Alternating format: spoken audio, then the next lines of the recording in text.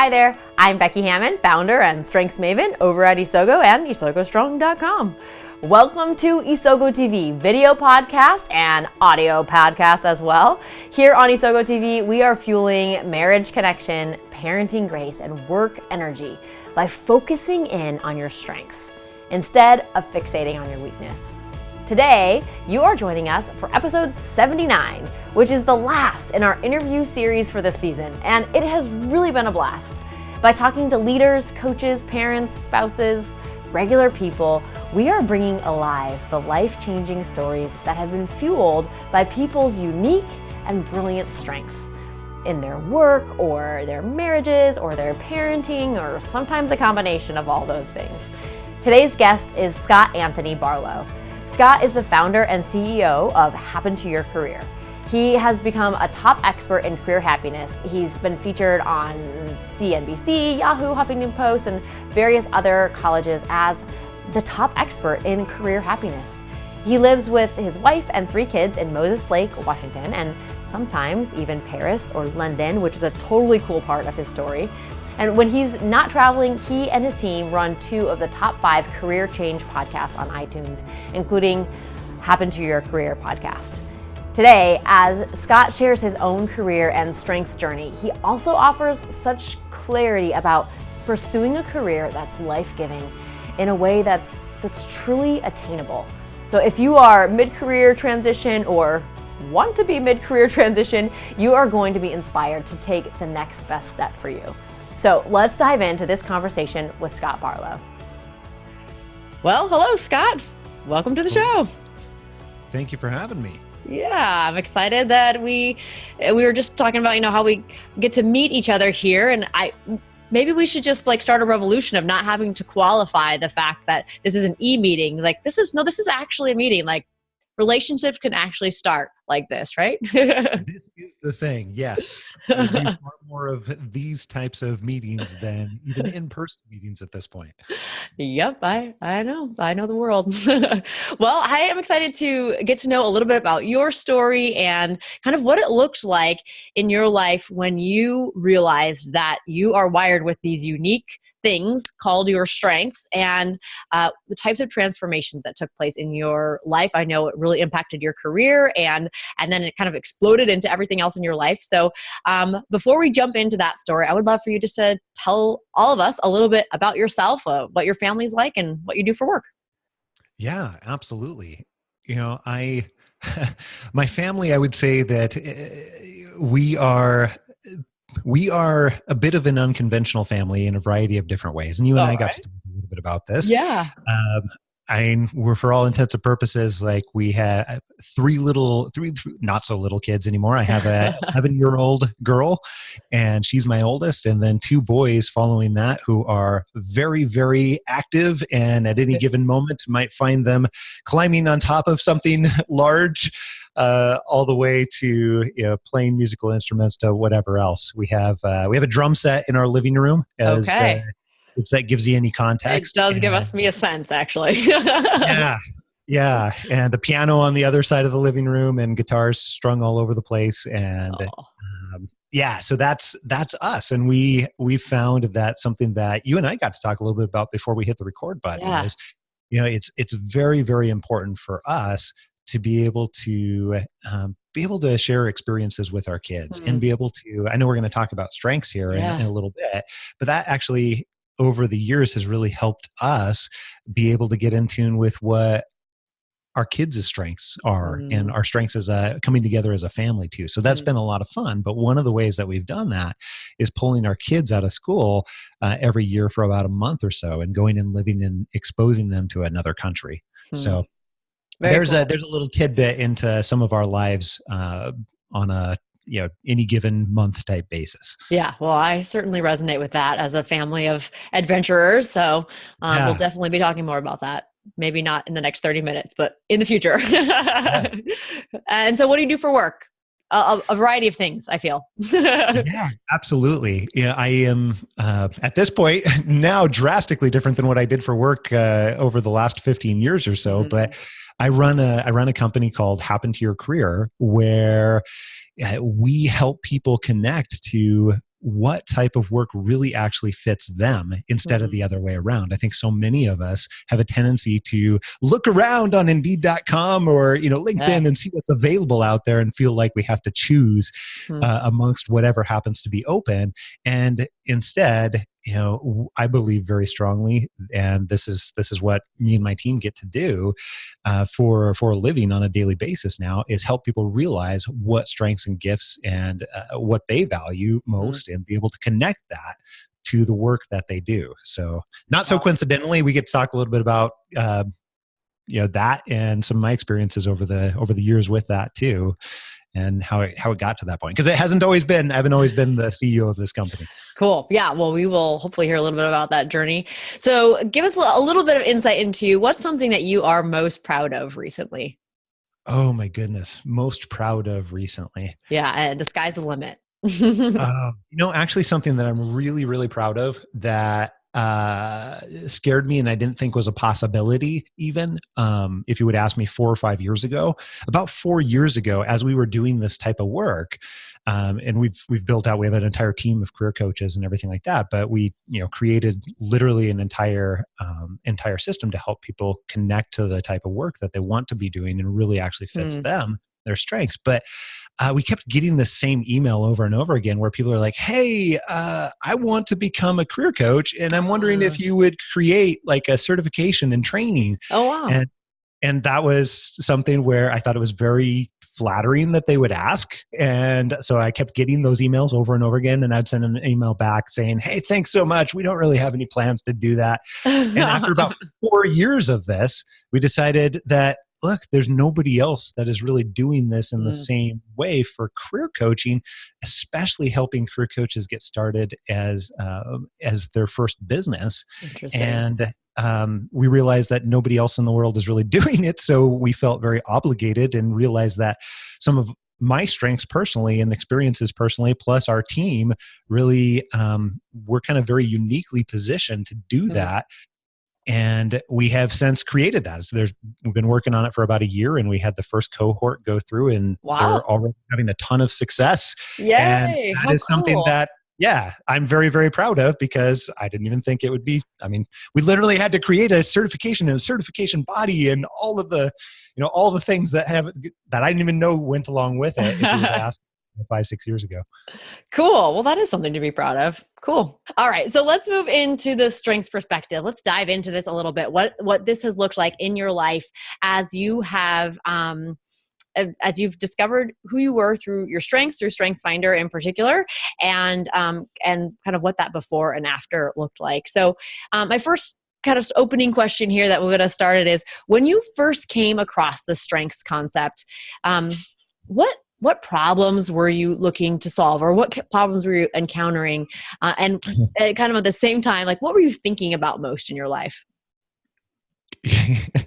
Honestly, when I first came across the idea of focusing on your strengths rather than focusing on improving your weaknesses, I had never heard of StrengthsFinder at that time. And I didn't actually hear about StrengthsFinder until a year or two later, maybe. Okay. Yeah. But just that concept alone, that rattled my world in a lot of different ways, because at the time I was in a role that I had taken, moved to Portland, Oregon, to be able to take this, what appeared to all my friends and family, as this amazing job opportunity because it paid well. I was given a lot of responsibility. I had 20-ish people or so reporting to me. And I was relatively young at the time, fairly fresh out of college. And so all my friends and family were telling me, like, you've got to do this. Like, what an opportunity. Yeah, exactly. So I moved my brand new wife at the time, Alyssa, down to Portland, Oregon. And we were really excited to begin our life together, and got down there and realized that I hated this. I hated this job. And the reason why is the reason I later learned actually is it was so misaligned with my strengths and the things that are very, very natural for me. It was such a bad fit that after about 6 months in, I found myself where I was, as I was commuting to work and everything like that, I was starting to have panic attacks. And I didn't even know what those were, but like they're not fun as it turns out.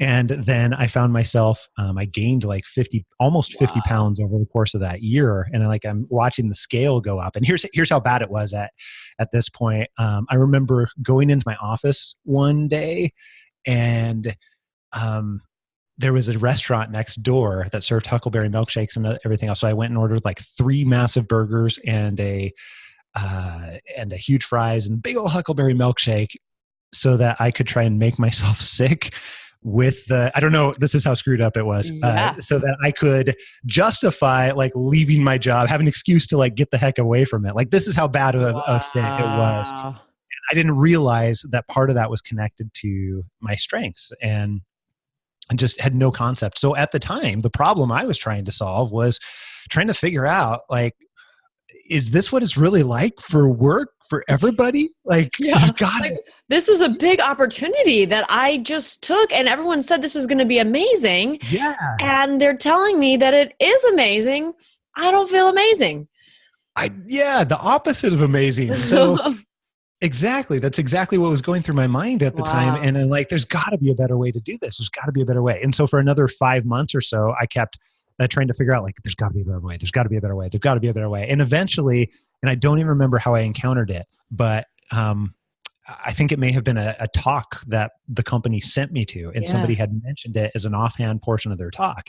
And it just resonated with me so much that you could focus on and lean into those things that you are great at, rather than to minimize that, and instead focus on all these other areas that you're not great at. Because that's exactly what I was trying to do at the time. And it was so stressful, and it was obviously not working out well for me on a variety of different levels. Yeah. Well, and I can imagine you're like newly married, and now you've like gained all this weight. You don't feel great about any parts. You've moved away from your support systems, like all these different pieces that are coming together, and your body is telling you, like, hey, something's going on here, right?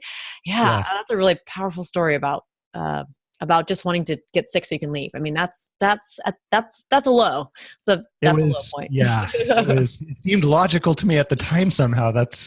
Right. Which is when your mind is just something's off, right? Like there's something that is not jiving. So, you got sent maybe to a talk or something like that when you kind of first started hearing this perspective. What other paths had you tried, or had you tried anything to kind of fix what was going on with this not amazing career that you thought was going to be wonderful? You mean other than trying to other than the strengths? Like, so before you kind of got that mindset shift, or you started to feel like you had a mindset shift, what were you trying to do? What other things were you trying to do? I think for me, very much it was, I was very much obviously in like survival mode, I guess, in some ways at the time. So I was gravitating towards anything that might have seemed like a solution. So I was listening to radio and talk shows and all kinds of things like that. Just like trying to figure out if there was a better way. Like, is anybody in the world doing this better? Because I was I was on my commute and traffic would be stopped, and I'm like looking around at the other cars wondering, like, does this person have it any better? So I'm like, like, do they seem happy? Like, I don't know. Well, and for me, as I realized, and for the life of me, I don't remember what talk or anything along that sparked that interest. But I remember thinking and simmering on it for probably a good month, and then realized that I had to do something about it. And that was sort of the light that was in the back of my head. Like, okay, well, somebody said this. So, at least somebody out there has had a different sort of experience. And that gave me the courage at the time. Speaking of brave things, like I was super scared to go and have a conversation with my boss.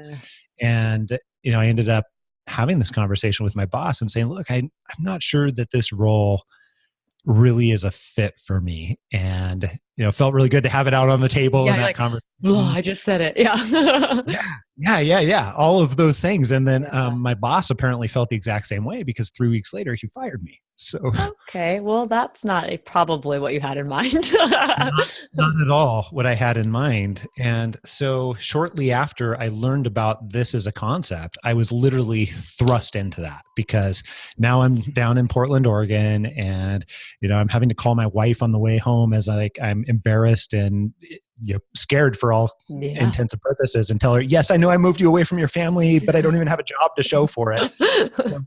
Wow. For me, it became like after I got this kernel of an idea in my head, it really literally became a quest, because at that point I decided like through all the embarrassment and shame and everything that goes along with being fired, like I decided like I can not do this again. I never want to do this again. So that literally set me on a quest over the next 10 years to try and figure out like, how do you do this differently? And that pulled me closer and closer and closer to strengths from all of the research and eventually to Strength Finder. And fortunately, I ended up actually going to a company that was very in tune with strengths as I decided and declared, look, I'm not doing work again in this exact same way. Yeah. I ended up working in HR with Target. And and that was where I wanted to be. And that was amazing. It was my dream job at the time, actually. And somebody there in the learning and development department happened to be a fan of Marty Seligman. Have you ever heard that name? Martin Seligman. He's a lot of people call him the founder of positive psychology. Positive psychology, right? Yeah, that's what I remember. Yeah. So anyhow, Martin Seligman, even though he didn't have anything to do with StrengthsFinder specifically, he invented this term called signature strengths, and a whole philosophy that was research supported to go along with it. And that was my prerequisite. And the natural lead in from there was, oh my goodness, there's all these tools out there too. Oh, StrengthsFinder. They're identify these things for you, and then you can go. Yes. Wow. Yeah. So that was where it started. That's awesome. So you were like, it sounds like your process was like, I need something, so I'm going to just start listening to stuff. And maybe that strengths thing is just something that you were like starting to listen to. One of the things that I'm always struck with when people are trying to like become better leaders or be more satisfied in their careers or even be more happy in their marriages is like, we're always trying to figure out what worked for somebody else. Yes. And I think that's one of the things that's just so brilliant about the strengths perspective is it's not what works for somebody else. It has to be what works for you. And by understanding what your strengths are, you can kind of put other people's tips together and stuff, especially if they're kind of wired like you. But you can start to wire your perfect way of leadership or your signature way of leadership or your signature way of building the career that you want. And it sounds like you sort of stumbled upon it, but then ran with it, right? Like you said, okay, there's some truth to this. So now how do I use this to really change my life and impact how happy I am every day when I go to my job? Absolutely. And so that was, right as I was getting into my first year at Target and really just intensely learning about this, because I sort of viewed this in the back of my mind. I don't think I called it this at the time, but in the back of my mind, this is like the magic key to never having to go back to that other life that I lived. Is lean hard into these things that I am finding that, I have, as far as gifts naturally and, whether it be from nature or nurture. But then every time I found that I would lean into these, then in some ways I would get very, very positive feedback. Sometimes that'd come from a boss. Sometimes that'd come from an interaction. Sometimes that would come from how I felt internally. And all of these different pieces, I started observing the patterns along with it. And it's like, oh my goodness, like there really is something to this thing that I heard way back when. Yeah. And I kept getting more and more validation. And then as I got StrengthsFinder and got my first test back, I found that, I was very, very futuristic is one of mine. And, what I tested out at that point in time has changed over the years as I've really focused and developed on different aspects of my strengths. So at this point, it's a little bit different for me. I am activator and futuristic and ideation and connectedness and individualization. But in the past, I've had other pieces that have floated up to the top with input and well, actually there's about five or six others. So it's shifted slightly for me over the years. But at the time, I got this and realized that, okay, this is why I can't stop thinking about the future. Like half my day is embedded in, thinking about what could happen and what those possibilities are. And, and I'm realizing at the same time that other people don't get this, or they don't think like that. Yeah. Yeah. And so in HR, for me, I started realizing, oh, this is actually a good thing. Like I can do things that other people can't do. So I started actually creating workforce plans that were, 6 months and a year in the future to predict what we were going to need in terms of workforce. And I'm having a ton of fun with it. And my boss is saying, oh my goodness, like nobody's ever done this for me before. Right. This is like making it so much easier. So, which then further validated all of that feedback. So, that's an example of where I started actually seeing it come into focus and be very tangible, and not just be an idea anymore, right? But have it work in the real world. And a series of those types of interactions ended up leading to a promotion, and then another promotion, and then another promotion, and a lot of pay raises and things to go along with it. Wow. As I was finding that I could lean more and more and more and look for those areas in which I could utilize my strengths. Did you find that people resisted that? Like, some people say like, okay, I have this job, and that's just to think about the future is just like not in my job. Like, how do you, I guess maybe in that role, you kind of felt like you had that opportunity. But in your previous role, you were kind of getting pounded down on by using things that weren't your strengths. Like, so what type of resistance did you get as you were like, oh no, I can't do that because I got to do this? Or how did you frame that? I think for me, in some ways, I was trying to think how to articulate this, but in some ways that I used my strengths to be able to use my strengths. So I'm very much a relator too. That's always floating in my seven or eight, someplace in there. Occasionally it's been in my top 5, and depending on what year you're talking about. Yeah. And a lot of times I would use my ability to be able to relate to others and build amazing relationships and trust fairly quickly to be able to influence how they were thinking about what I was doing in terms of my projects. And I would get their buy off on it, especially my boss or some of the other people that had a vested interest in these things. I would leverage that strength to then be able to go and leverage another strength on a particular project or area or other things. So in some ways, I was looking within to be able to look within. I'm trying to think how to articulate that in a way that is useful, but that was what worked for me. Like lean into one area of my strengths so that I could earn the opportunity to lean into another area of my strengths. Yeah, I like that. Like earn the opportunity. So it's like, and even like those plans that you were making at first, clearly that wasn't in your job description, right? But you were doing it because you saw a need. And once he or she saw what this looked like or what you could do, then all of a sudden the opportunity opens up more, right? So sometimes it's not in our job description, but we see, oh my gosh, I would love to do this and this would make things better. So we just do it and then see what happens on the other side.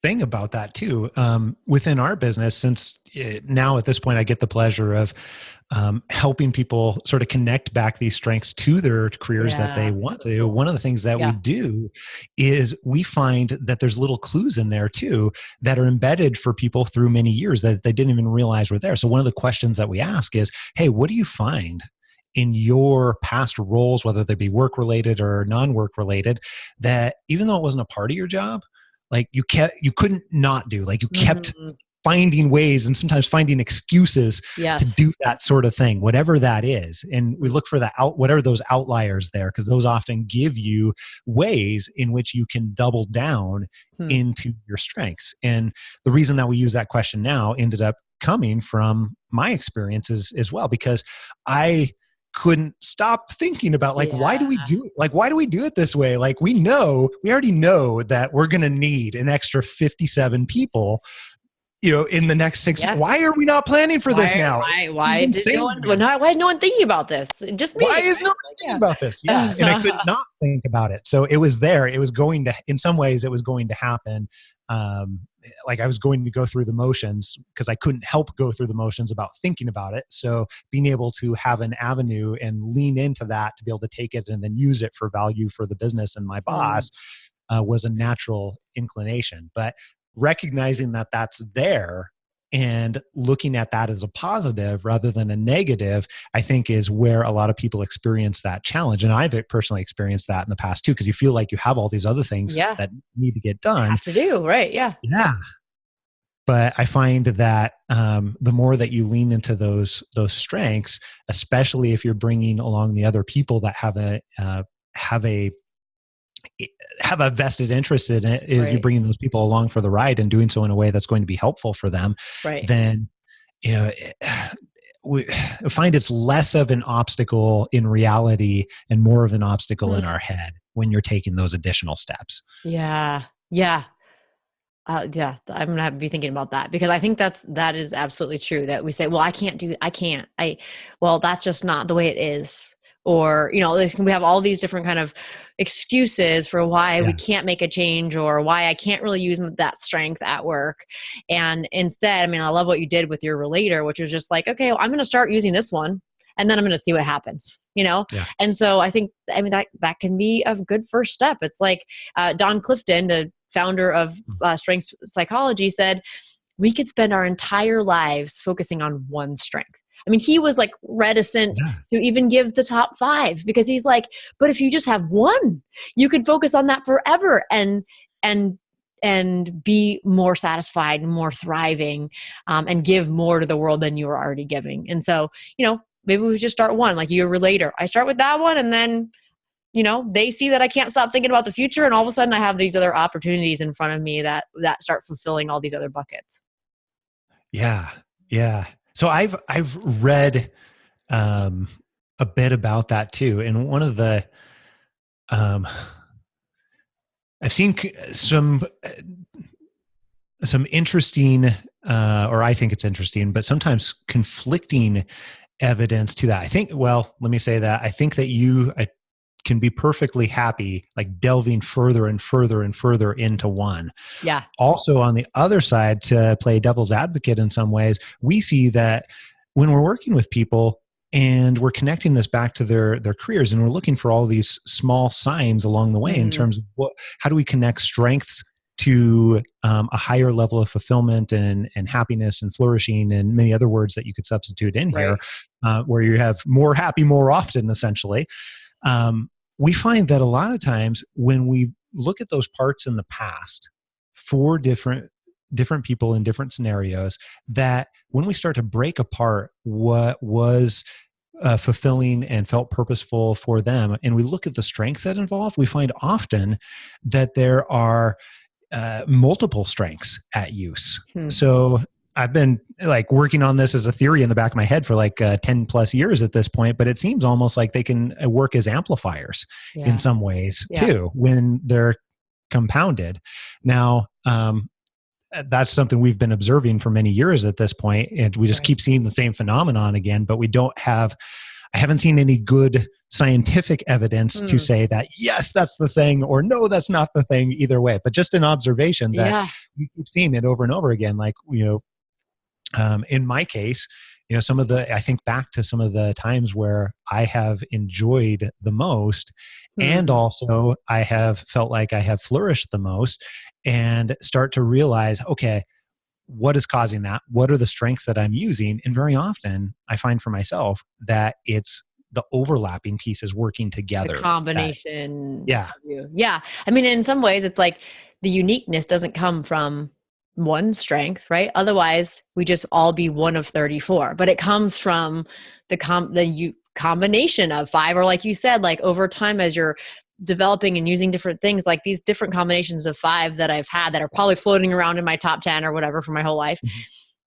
that's where the uniqueness comes from. Yeah, I totally, Yeah. I Yeah. see that. I love that you call it an amplifier, because I think that's true. It's like when you can combine, like, okay, yeah, if I use my achiever, great. But if I combine that with connectedness, then now I'm like not only doing stuff, but it matters. Right. And then I just like keep putting stuff on top of that, on top of that. And it's, yeah, I love that amplifier. All right. So tell us a little bit about, I know we probably don't have much time left, but I'm just so curious to know. So you said that, this is like transforming your career. So you're, instead of like being the guy that's like looking at other people in the car next to you, like, oh my gosh, are you happy? Like, how could you be happy if life always looks like this?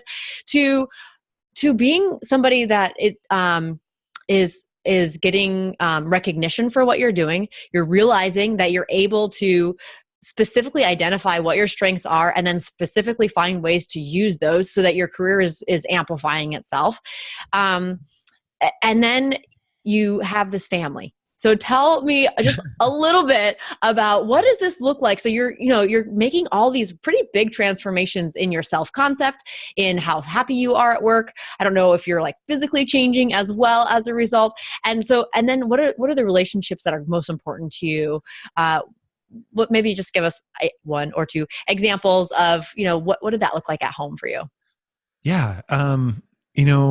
There are, there's a lot of stories that jump into my mind, but I think the biggest example, like on the career side in particular, as I started realizing this, like I said, at first I was just like grasping for any way to do life different. And then as I started digging into this and starting to observe some of the ways that every time I like step into my strengths, then I get some positive feedback, or every time I, step into this other area, then I feel different. And, as I'm having all these observations, eventually I have that first promotion. And that's where I'm really starting to realize, wow, there's something to this. And I start to, over the next few months, realize that, by spending more of my time in my strengths, first of all, it feels different.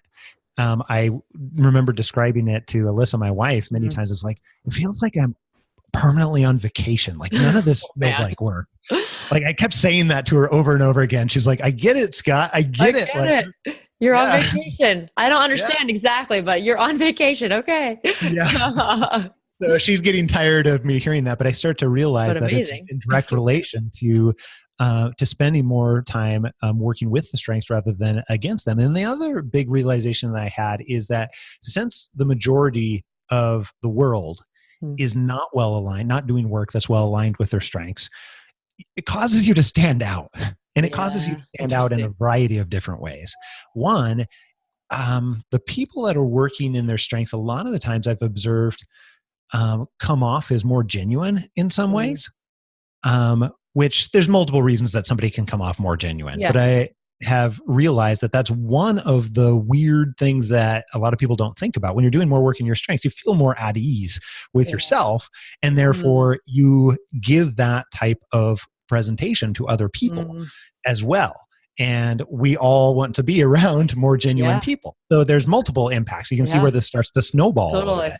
So on top of, I'm already standing out because I'm performing better than other people who are not working in their strengths. And then I'm starting to realize I'm making a different impact on people because I'm coming across differently, which then allows me to be able to start to piece some of these things together.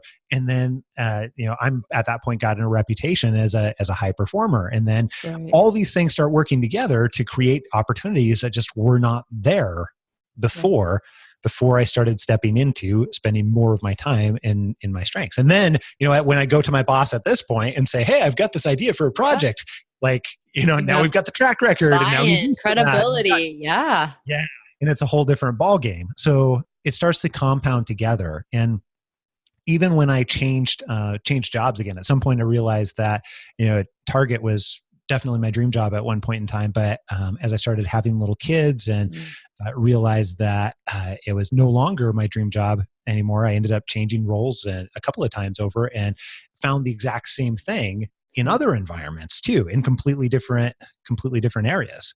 And so it's like, oh, there's really something to this. It's actually, it's a repeatable experiment. Exactly. So, as I moved away from Target and moved into those other roles, that's the point in time where Alyssa and I were really starting to talk about this at home too, and realizing, oh, wow, we have drastically different strengths. And I think for us, the way that this manifested itself early on is, I think I looked, and she told me she did as well, but I think I looked at, even though I was starting to get well-versed in the areas of strengths, I still think at that point in time at home, I was looking at it as like, why can't you do this? Yeah. Like, this is like easy for me, and not connecting all the stuff that's going on at work to at home. Easy to do. So yeah, as we start really realizing, wow, we have drastically different strengths, and actually they complement each other quite a bit, but they can also be at odds quite a bit if we're not looking at it that way too. It actually gave us a set of verbiage to talk about it. Is probably the easiest way to be able to say that. It's like, oh, well, you are highly analytical. Oh, okay. So that's a strength. Why. Okay. Yeah. I can go with that. Yeah. And so that was really kind of the light bulb for me in a lot of different ways. This is right as we had, it was very little kids at this point in time. We had our first child, and then second baby, and realized, oh my goodness, like all the stuff that I've been learning for years actually applies here too. And that's where, that's really where our marriage started changing quite a bit, actually, for much, much better ways, and much better than I realized marriage could be.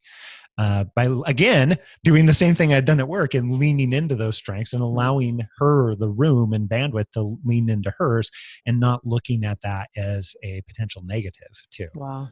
What encouragement or advice would you give someone who can really resonate with those pre-strengths problems of like, does anyone enjoy their job, to now where you realize you can really thrive and find something that feels like you're on vacation every day? What encouragement or advice would you give them when people that kind of want to make that journey? I think two different pieces. And I think the biggest one, the first one, is if you're having that same type of feeling that I was, where just everything feels out of alignment, realize that when you're doing more work in your strengths, it feels much more like you're working with the grain rather than against the grain. So if absolutely everything feels so much out of alignment like that, then that's either because of your strengths or it's because of, mismatched values, and very likely it's both. So,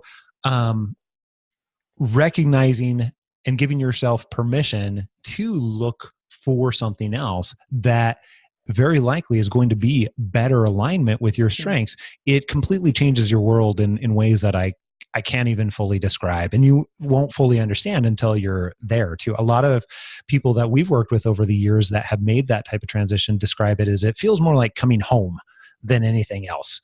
It doesn't feel like there's like fireworks or anything like that, but it feels more like coming home. And that's when you even just make the decision that there could be something else? Or is that when you actually find that something else that feels like... When you start doing that work, but I think when you give yourself the ability, the permission to recognize that there could be something else, I think there's a lot of power in that too. Because at the same time, I think that you can, and this is piece number two, I think that you can start asking yourself two questions. One is, how could this be possible for me? Because to your point earlier, you mentioned, strengths are different for everybody, and strength combinations are different for everybody. So what worked perfectly for me doesn't mean it's going to work perfectly for you. Right. And you have to find in some ways, you have to find your own way. So beginning to ask yourself that question of, how could this be possible for me? And beginning to look for those answers instead of focusing your energy elsewhere, becomes a very useful lens to look at it through. And what we found over the years is something else that's been very, very helpful for me personally, is looking at what we call and solutions, or what I personally call and solutions, where I'm saying, like, how could I earn money leveraging my strengths? Or how could I, earn the amount of money, I guess, that I want to be earning, and also be doing so in my strengths, and focusing on how could that be possible, rather than assuming that it has to be an either or. And those two questions, use and solutions, like how could I do this and that? How could I have the thing that I want and also the other thing that I want? And what circumstances would have to be right for that to be possible? And then very often when you are, well, I guess I find that whatever you aim for, as long as you take enough shots, you're going to eventually hit it. So if you're aiming really low, like you're gonna hit really low. If you're aiming at something that is not working in your strengths because you don't really believe it's going to be possible, you're going to end up hitting that too. Like you're going to find whatever you're putting your energy, actions, and everything else towards. Like you're eventually going to find yourself in that direction. So I would suggest immediately, starting now, that you begin opening yourself up to the possibility that you could do both, and begin making sure that actions that you take are either searching for that or actively finding that in one way or another. Cool. Awesome. Well, I think that pretty much sums it up. So thank you very much. Thanks for, I feel like that sums it up, because that was part of your journey. That's your story of what happened to move from just very underwhelmed and totally beat down by your career to all the way to today, where you have crafted that and statement perfectly. Like you've said, how can I build a business that I love and still take my kids out of school a month out of the year to go explore other places? Connectedness, by the way, that's what I see in that. I didn't know that until later. I was like, hello. I like what you did there. Yeah. And so just, I really appreciate your willingness to share kind of how it all started, and then where it's brought you today, kind of in an authentic way. And not only you, but you have seen clients of yours go through this time and again, that they can come to a place where they feel like they really are coming home when they're coming to their ideal role and their ideal career. And really all happens in part through understanding who they are through their strengths. So thanks for sharing that journey with us. And I look forward to many more. Well, thank you very much for having me. This has been a pleasure. Doesn't Scott's story provide such clarity in not only what it looks like to truly experience change by knowing and using his strengths, but also what it takes to really get there? You can find out more about Scott Anthony Barlow and his business, Happen to Your Career, at happentoyourcareer.com. And definitely be sure to check out his top-rated career podcast, also called Happen to Your Career. It's a worthy listen to add to your queue if you're interested in career happiness at all. And aren't we all? These links are also available in the show notes over at isogostrong.com/episode 79. That's isogostrong.com/episode 79. Ultimately, my dream would be to see thriving marriages, families, and workplaces across the entire world. By orienting our mind towards our strengths, I know that we can get there, just like Scott did. So I'd love to ask you to share Isogo TV, the video or the audio version, with your circles on Facebook, Instagram, or just right there in your home or your office. And if you like Isogo TV or this interview with Scott in particular, please leave a 5-star review over at iTunes. It not only means a lot to me, but it also helps others find this podcast as a resource too. I'm glad that you were here today to hear how others have fueled significant changes in their lives by focusing in on their strengths. And I hope that you join me for more next time on Isogo TV.